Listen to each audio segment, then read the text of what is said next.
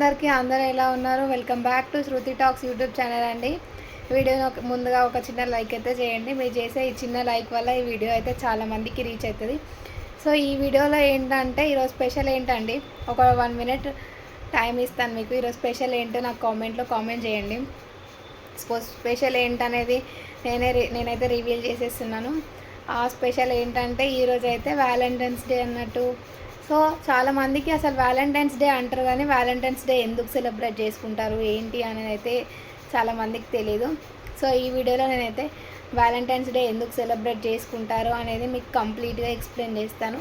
So ఇంకెందుకండి ఆలస్యం, let's get into the video. ఇంకెందుకంటే ఆలస్యం, లేట్ చేయకుండా వీడియోలోకి అయితే వెళ్ళిపోదామా. ఫస్ట్ మనకి ఏంటంటే రోమ్ సామ్రాజ్య కాలంలో 3వ శతాబ్దంలో రోమ్ దేశాన్ని క్లాడియస్ II అనే రాజు పరిపాలించేవాడు.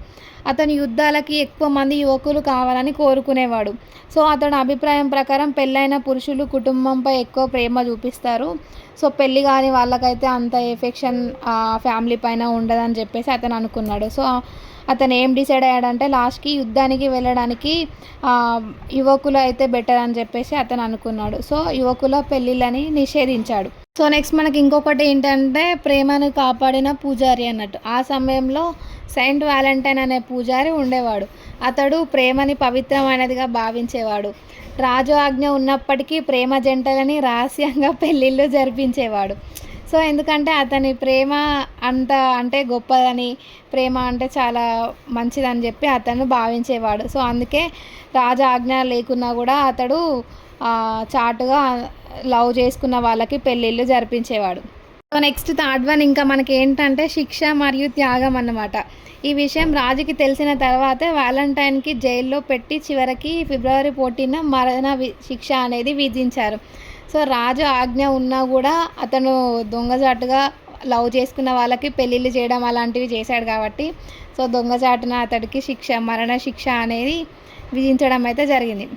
అసలు ఇప్పుడు ఫైనల్గా ఈ స్టోరీ ప్రకారం మనకి ఏమర్థమైందంటే, మరణానికి ముందు అతను ఒక లేఖ రాసి ఫ్రమ్ యువర్ వ్యాలంటైన్ అని సంతకం చేశాడని మనకి చెప్తున్నారు. సో అతడు అలా చేశాడు కాబట్టి ఫిబ్రవరి 14న వరల్డ్ ఫేమస్ వ్యాలంటైన్స్ డేగా మనం జరుపుకుంటాం.